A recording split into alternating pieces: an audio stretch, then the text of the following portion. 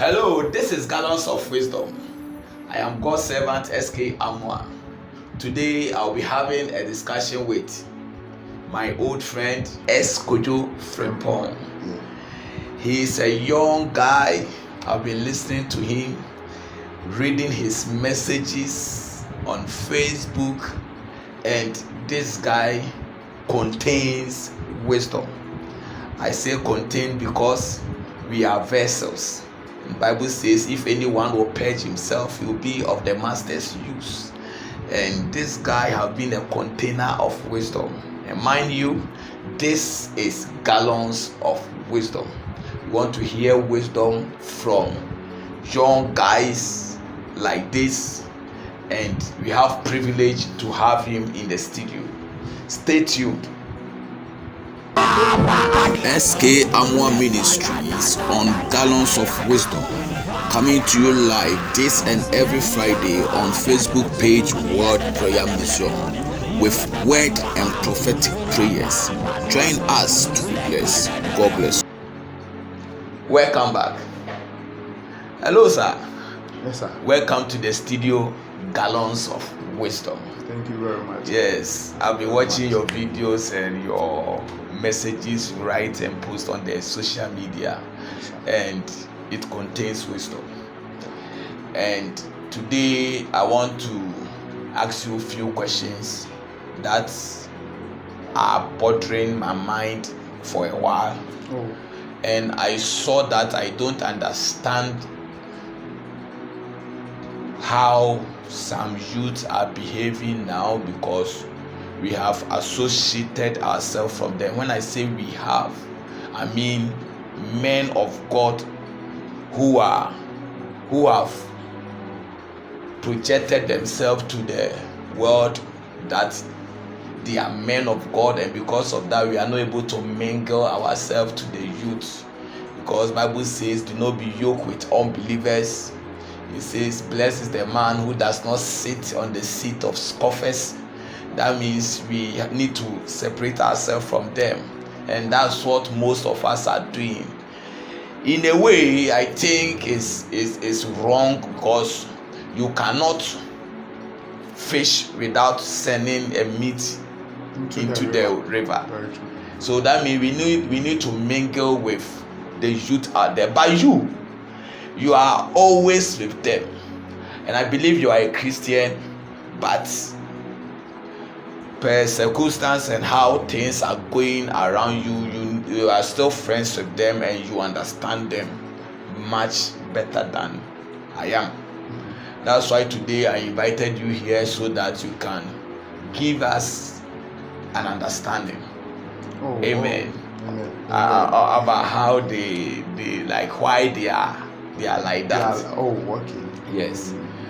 And most of them are doubting. They don't believe there's God. And most of them are also joining the occultic groups. They don't believe there's God, but they are joining the occultic group. And yes, but I want to understand. Do you believe that God exists? That's a very let me nice start from question. there. That's do you believe that God exists? First of all, I would like to thank you very much for the opportunity to be on this auditorium. Because it's an honor to be, in the midst of, highly respected and honored men of God like yourself. Actually, I've been following you, and I've been following your teachings, and you've been friends for quite some time, and I'm actually glad that God has actually projected and elevated you to this standard, of which we can all say God can actually pick someone who is nowhere to a level where the world will actually recognize and say this is indeed the work of the Lord. Wow. So I think I'm really honored to be in your presence this day. Wow. God bless you too. Thank you very much. Wow. So back to the question. Do I believe in God? I would say a big yes. Wow. Yeah, I would say a big yes. And I think most people in my circle, that is the youth that you are, referring us to, we also know and we believe that there is God. But one thing about us is that you see that God is a universal being. if I say universal, that means God is beyond. God is beyond. So we believe in God. Okay, we believe in God, and we believe in the existence of a being that is above all beings. So let's say God in his creation, or God in his own understanding, created the world, but he is beyond the world. So we cannot understand God. We just have some encounter with God. So that encounter varies in different ways. If it varies in different ways, then your understanding of God may be different from the youth, their understanding of God. And I wouldn't say it's right or it's wrong, because it's like a puzzle. That is how I see God. God is like a puzzle which we are all trying to solve. So you get a piece, I also get a piece, and then together we can fix the puzzle together. But the problem with today's world is that we see men of God to be like people who are saints, people who are holy, people who are, so many virtuous, but we are unclean. That is the perception. We are unclean. So we are not fit to be close to the men of God, or we are not fit to be in the presence of God. And by so doing, it has created a contradiction, because the mindset of the people is normally different from the mindset of the men of God. So as you said, before you can get to know someone's mindset, you need to come down to the person's level. So even though you are highly elevated in the realms of God, that is your closure with God is more compact than the one who is now coming up. So that means that the one who has been given that title as a pastor or as a man of God would sometimes have to come down to the level, just like the way Jesus Christ had to come down to the level of man, so that he will understand the ways of man. Other than that, no man would have been able to please God. But Jesus Christ had to come and then carry that burden to be like a man, so that he can understand man and then intercede for man on behalf of God, so that God's wrath and judgment will not just come upon man like that, because he will be interceding, because he has been to earth and experienced the ways of the flesh. So that is how the whole concept has now been created. So to answer your question again, I believe there is God, but we have to come together, whether traditionalist, whether Christian, whether Muslim. We all have to come together and join the pieces of puzzle together before we can actually define God. Wow. So when you were speaking, you said even Jesus needed to come down to this earth so that he will understand us, so that God's judgment will not just come upon us. Wow, that is deep. Wow. So does it mean that we, the men of God, who are like ordained, who are doing the ministry, we shouldn't separate ourselves from, or deassociate ourselves from the people that we want to win, the worldly people, as we see. So we should mingle. That means that we have to also understand the hierarchy, because sometimes a king will have to also come down to the level of a slave to understand the thought, the perspective of that slave. Because once a wise man told me, you cannot be a king without being a slave. So to become a good king, you first have to become a slave. But here's a situation whereby men of God have projected themselves to the level which it is a little bit difficult for we the youth, or we the upcoming ones who are shallow, because I believe in aging. So let's say we have stage 1, stage 2, stage 3, we have stages. That's why God in his wisdom used that same stages in creating the world. He didn't just wake up one day and just created everything, but it went systematically. So certain men of God have projected themselves in such a way that now we have become like we fear God. You see, we have become afraid of God because of certain ideologies or certain doctrines that they have injected in us. If I say injected, it's like they have infused in us. So even when we are coming closer to God, we feel like, who am I to come to God? I mean, look at me. Like, God doesn't need someone like me, at least. But in our own way, we also believe in God. In our own little way, we also believe in God. So even though we see you people, let me put it like that, you people as worldly people, in your own way, you believe in God. That God exists. So it's not all of you who inject the idea of God's existence. Yes. Wow. Yeah. And actually, I don't think any man will be on the face of this earth that will say God doesn't exist. Because one way or the other, there are things that we can explain, and there are things that are beyond us that we cannot explain. So that should tell you that there is a being or there is a force that is beyond human understanding. And this takes me back to this scripture that I love very, very well, because that is the fundamental, or that is the foundation that we all came to meet. Yes. It says, in the beginning was the Word, and the Word was with God, and the Word was God. Wow. 3 things said here, but all directed to one thing. So that means that in the beginning there was nothing but just knowledge. Okay. And that knowledge is God. Once someone also said knowledge is power. So it all goes to the same angle, because if knowledge is power, then that means knowledge exceeds every other thing on this earth. So if God is knowledge, which is also power, then that means that one person cannot have all the power. It needs to be distributed among all the inhabitants of the earth. So you will have your share. Someone might also have their share. Someone might also have their share. Some might get superior. Some might also get the diminished. Some might be small. Some might be bigger. But it's up to us to just join those pieces of puzzle together.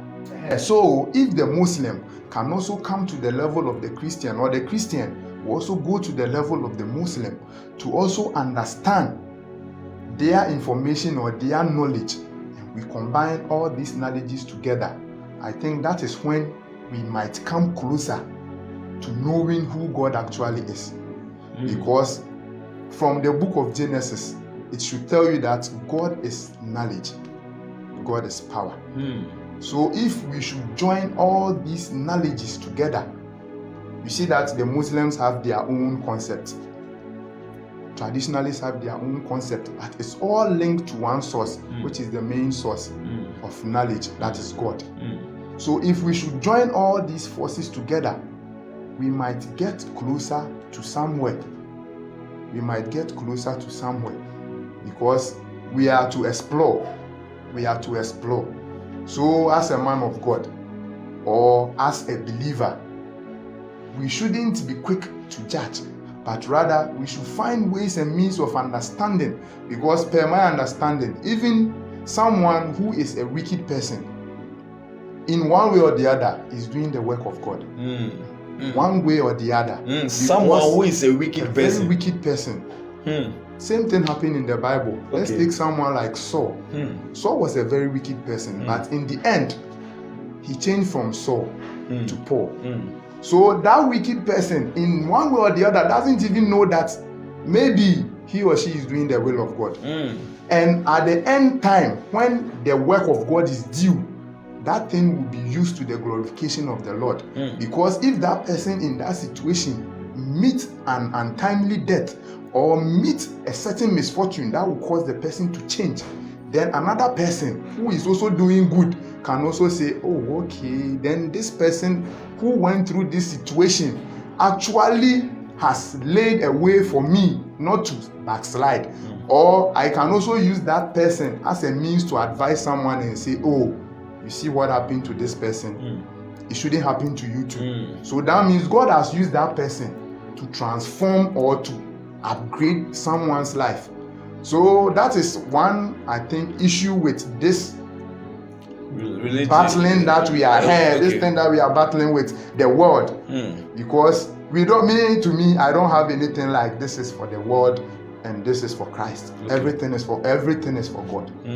Everything belongs to God. The world and everything in it belongs to God. So you being on the pulpit, you are for God. Me being on the stage, I'm for God.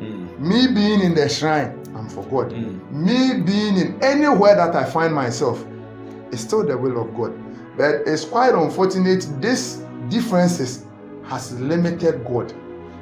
These differences has limited God, because if growing up as a child, we learned that God is all-knowing, God is omniscient, God is omnipresent, and then we in our wisdom come to interpret that this person doesn't belong to God, or what this person is doing is not of God, then that means we are belittling God's powers, that God doesn't have the power to carry the world or to carry the whole world on his shoulder. But he is the creator of everything. So everything in it circulates around the knowledge of God. Wow. So do you believe that we have good and evil? Oh yeah, we have good and evil. Okay. I wouldn't say evil per the definition, but I would say we have good and bad, because in everything we have negative and positive. Okay. We have light and we have darkness. Out of darkness birthed light. Out of darkness, that's where we got light, because in the beginning the whole world was in darkness and God said, let there be light. So that means God is aware of darkness and God is also aware of light. So it's a balance something. We have negative and we have positive. So both have to join together to create a unique force.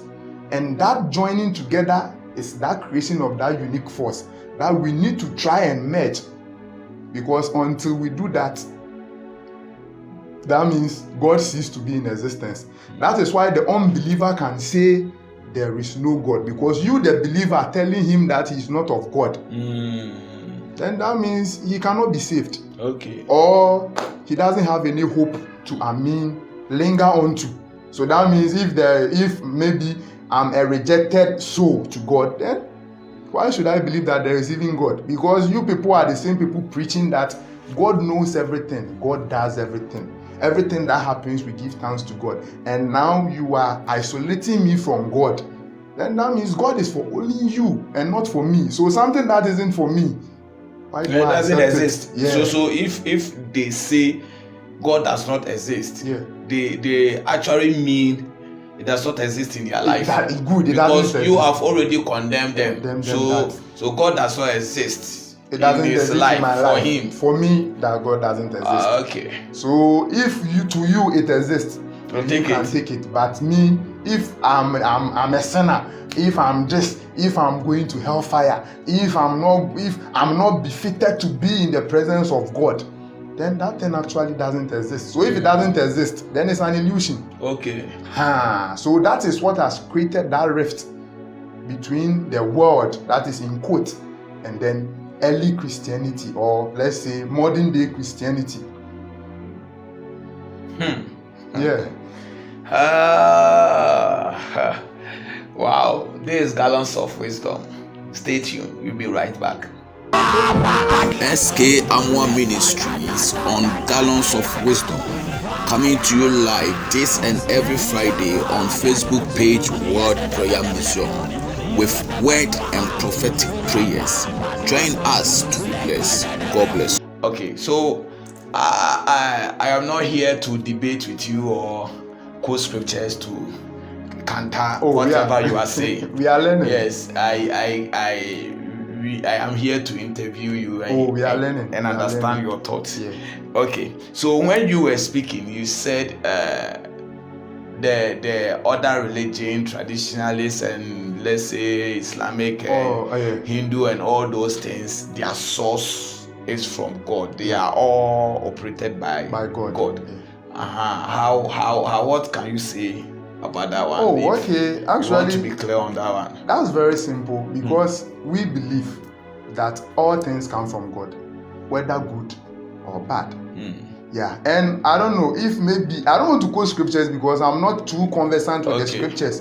But one way or the other, because I've read the Bible, I've read the Bible very well, but I don't keep scriptures in my head. But I quite remember there was this incident in the Bible that said all things come from God. So I mean, if all things are, why do we exclude certain things? Yeah, because if you are trying to say the juju man is not operating under the influence of God, then where from that all things? Then that means it doesn't cover all things. So that is when someone can say the Bible is contradicting. Because if all things and we are excluding some things, then someone can stand somewhere and say then the Bible is a contradiction. But if we come to one accord that all things, including what they are doing, because the juju man chanting or doing whatever they are doing, one way or the other, our forefathers also poured libation and gave attribute to God. So they even believe that there is a supreme being, which they give accolades to that supreme being before they come to their lesser gods. That is, Aremi taught me as a young child growing up. Aremi taught me that the traditionalists worship God through the lesser gods. So that means that they also have knowledge about that supreme being. Wow. Yes, they have knowledge about that supreme being. And as I said, it's knowledge. So we tap. We can't have it all. We just have to tap, tap, tap, tap, tap. And per understanding, we can't have all the understanding. We can't have all the knowledge until we join the little piece of knowledge. There is this story that my boss, I call him boss because he has actually taught me. He said one day, certain people went to look for God. And in their search for God, we took them to the zoo. And then we showed them an elephant. And we said, this is God. And all these people, they were blind. So one way or the other, they told them to come and have a feel. Some people touched the trunk, some people touched the two horns, some people touched the thighs, some people touched the tail, some people touched every part that your hand could touch. So later when they went back and then the question was thrown back at them, that who knows God? You are like, I know God. Okay, describe God.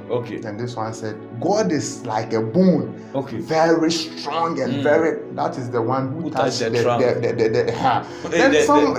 two horns. And then someone said it's like God is like a snake, very long and silky. And they said no. So later it turned into a fight because this one said you are lying, you didn't see God. This one to say you are lying, you didn't see God.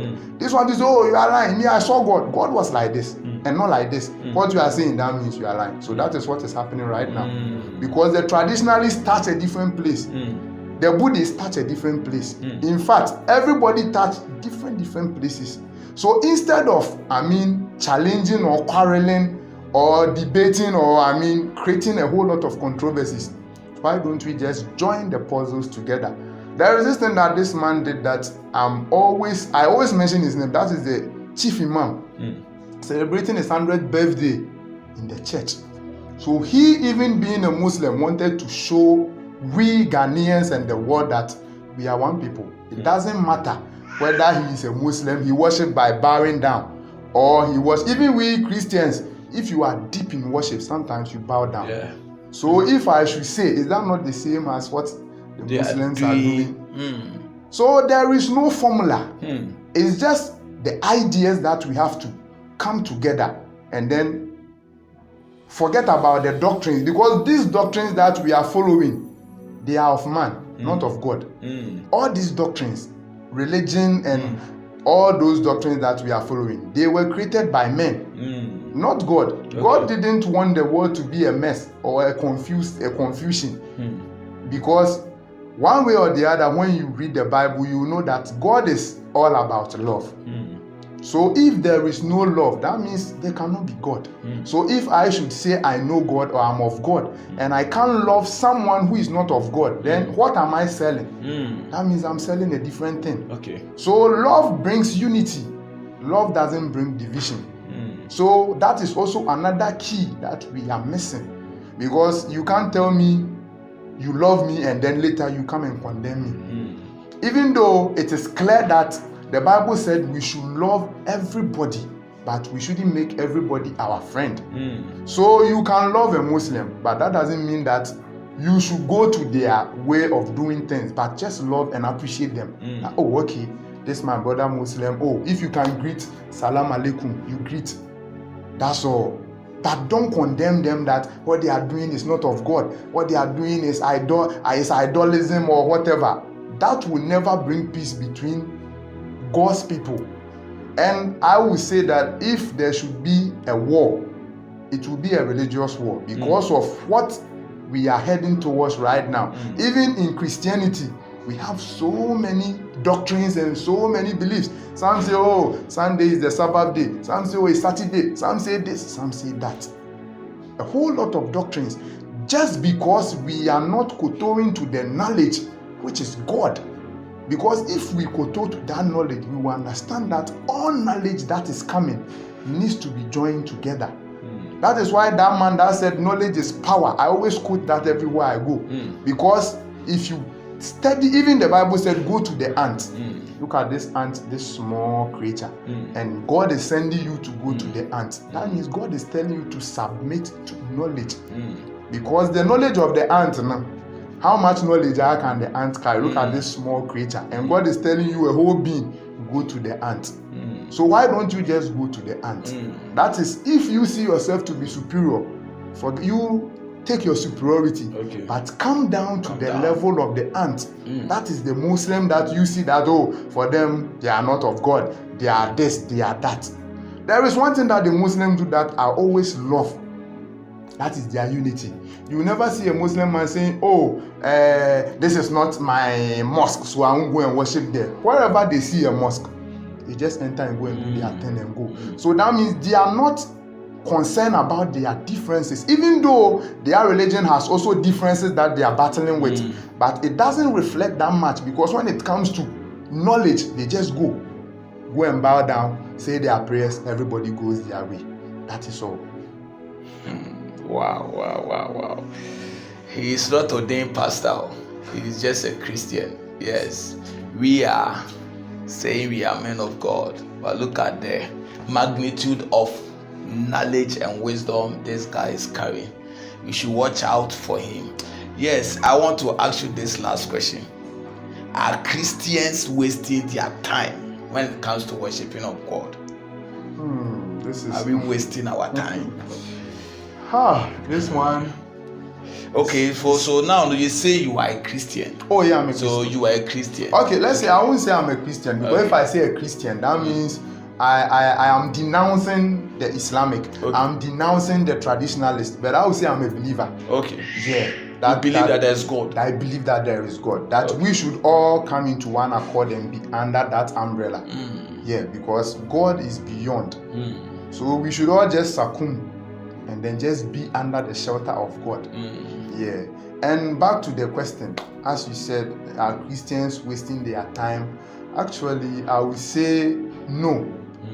Because everybody has a way of communicating with God. Everybody has a way of tapping into that knowledge of God. So if yours is to go down on your knees and pray 24/7 and it works for you, fine. Why are you wasting your time? Yeah, that's the same way it happens that you see a farmer going to the farm 24/7, pouring water on just one crop. You may think, oh, this farmer is just wasting his time. Maybe you are into engineering, just building, skyscrapers, heavy buildings and things. So you might not value what that farmer is doing every day, pouring water on just one particular crop. But when the day of harvest comes, that is when you know that the farmer was also worth it. Whatever that farmer was doing, the farmer was also worth it. So I wouldn't say it's a waste of time, but I would just send a word of caution that we should just make more good use of our time. because we can worship God in everything that we do. Okay. I mean, it doesn't necessarily mean that go and devote your whole time and be in one corner and just be praying. You can be doing your work and still be praying. Okay. You can go about your normal activities and still be praying. At least once a while, if you have the time to commune, then you come together as believers, and then you worship together. But it doesn't mean that you have to always spend time in one corner just doing that. Oh, I'm praying, I'm doing this, hoping that God will send a miracle to come and work for you. I see that to be building your knowledge in God, and that doesn't contribute to the being, that contributes to the inner being, that is the spirit in you. So you just upgrade yourself in the knowledge of God. That is what I see that worshiping to be, or that kind of commitment to be. But it shouldn't be a way of that will help you to excel in life, that will help you to get money, that will help you. No. You do the needful, but in that act, you can be in your work, doing whatever you are doing, but still be praising God, or still be giving magnitude to who it deserves. But aside that, if you want to build yourself more by acquiring more knowledge, because if you spend time in meditation, that is when you upgrade yourself in the knowledge. That is when the knowledge dawns more on you, and that knowledge becomes God. Okay. Yeah, that knowledge is God. Yeah, because it says in the beginning was the Word, and the Word was with God, and the Word was God. So God is a knowledge. It's a broader knowledge, which we all have to tap into. We all have to tap into in our diverse ways. So you tap into it. That's why I said, let me just say this to break things down a little bit. That's why I said everybody has his own way of communicating with God. So let's say the farmer has his way of tapping into that knowledge. Maybe the farmer might have an idea that will exceed all other farmers. So that is the knowledge that the farmer can get from God through meditation. The carpenter can also get the idea. It happened in the Bible. Some were carpenters, some were farmers, some were this, but they all got the blessings of God based on their diverse ways. So that should tell you that it's a broader knowledge. If Solomon prayed for wisdom in what? In his kingship, or to rule. David also prayed for wisdom to win battles. So David's wisdom differed from Solomon's wisdom, even though they were connected. So you see that even wisdom has diverse ways. So that is how the knowledge of God is. Wow. Okay. So let's in conclusion, if you have any last words. Oh, okay. In conclusion, I will say that we just have to, put ourselves together in one accord, and then let's try to understand people from where they are coming from, and not just judge them because a certain doctrine has taught us that, this is, as I said, the Bible is more of a proverbial book. It is not actually, let's say, a holy book as we perceive it to be. It's a collection of knowledges. And as I said, all knowledge comes from God, whether good or evil. But knowledge cannot be evil, except the one acquiring the knowledge, how you apply it. That's when it becomes evil. You, the one acquiring the knowledge, how you apply it, that's how it becomes evil. So God gave Solomon wisdom. Solomon applied it to serve his people. God gave David wisdom. David applied it to defend his nation by winning so many wars and conquering so many territories. So that was David. So how you acquire it, if you are going to use yours to bully people just anyhow because you think you are smarter and you are bigger than them, that becomes you using the knowledge in a wrong way. Okay. Yeah. So wow. God bless you. This is S KoJo FRIMPONG, and I am God's servant SK Amwa. This is Gallons of Wisdom. God bless you. See you next time. Bye-bye. SK Amwa Ministries on Gallons of Wisdom. coming to you live this and every Friday on Facebook page World Prayer Mission with word and prophetic prayers. Join us to be blessed. God bless you. Jonah chapter 2 verse 1. Bible says, and Jonah cried out from the belly of the big fish. Bonsuniye amanye bia etowa. Wotimi enya wo hwe. Na manye ne yede emene ho. Kalibaha. Etimi ni amanye bia da so.